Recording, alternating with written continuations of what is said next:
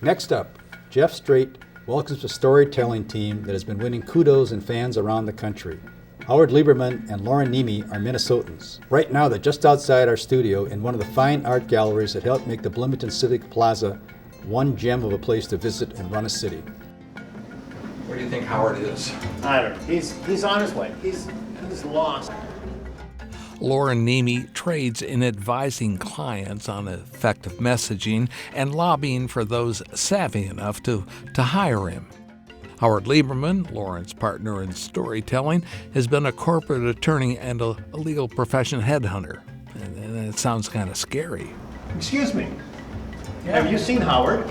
You mean Howard Lieberman, the really smart guy? I wanted them to talk about their upcoming gig at the Minnesota Fringe Festival. Loren and Howard will team with blues singer Mari Harris and activist Rose McGee to take measure of the summer of love and outrage back in 1967. No, I haven't seen him. Oh, no. A half-century ago, Vietnam War protests and race riots raged on city streets as another America danced with the age of Aquarius and Lawrence Welk. 1967, the theatrical, cross-talking about the then and the now, about 1967, about 2017. Rarg Center's Arena Theater from August 4th through the 12th. We found Howard in the Inez Greenberg Gallery. I hustled both back to our own studio to learn more. Well, guys, we're running out of time. So 1967, before the assassinations, the Kennedys, Dr. King, the shootings at Kent State and Jackson State, Malcolm X certainly, there was on some level a certain trust in our society as a whole that we had institutions that were of, by, and for the people. And that one was more conservative, that one was more liberal. The conservative was your Main Street businessman, the liberal was more the union person. And through that period, in particular, in the late 60s, culminating with the King assassination in many ways, we developed a societal cynicism that I think continued for a long time, began to wane, and today is as bad as it ever has been.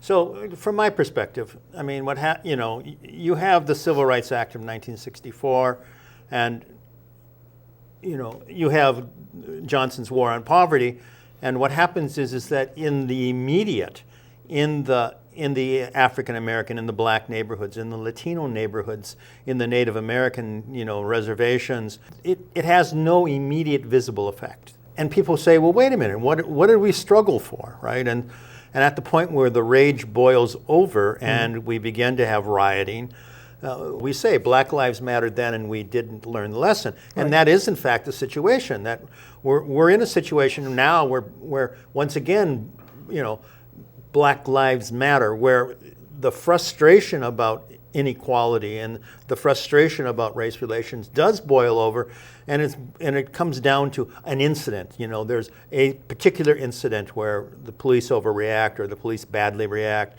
and we go from there. Whether it be Rodney King or whether it be Ferguson or whether it be Philando Castile here, and people go, why? People who are sort of in that suburban cocoon, who have not experienced sort of the systemic prejudice and systemic denial of opportunity. For them, they say, why are these people doing that? As opposed to saying, I always say is, why did it take so long? Well, in fact, when I was a kid growing up in Chicago, the projects, as they were called, were these enormous concrete prisons on the south side. And I remember when the riots started and the burnings started, my own relatives using that as a justification for saying, see, these people are just animals, and look what they're doing to their own homes. And, what happens is we oppress people for so long, but something provokes, and then they rise up. And again, instead of saying, oh my God, How do we correct the problem? They go, these the people. root. It's always these people. Those people. Those these people. Those These- people. whatever. Yeah. Never these people who own the buildings, who run the grocery stores, who make the policy decisions. These people who put them in the high-rise towers, right? No, they never asked the question, what can we do to change this? What have we done that wrought this? There is very little introspection. So in 1967, we're trying to find those moments and through our stories, tell the tales of what those moments were like, how they impacted us individually, right, how they impacted society, and look to the audience and say, on some level, I guess the audience is out here, I'd say on some level, right. Hear this, feel this. You know, without being explicit about it, you know, we are saying, you know, how have things changed or not changed? In fact, one could argue that nothing at all has changed. Yeah, yeah. The reboot of 1967 with McGee, Harris, Lieberman, and Niemi runs from August 4th through 12th at Rehrig Center on the West Bank. Visit fringefestival.org for showtimes and tickets.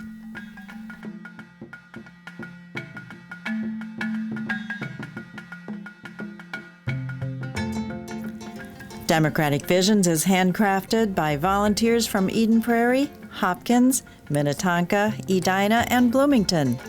Watch us on select cable systems and on our YouTube channel. This is Carol Sundstrom.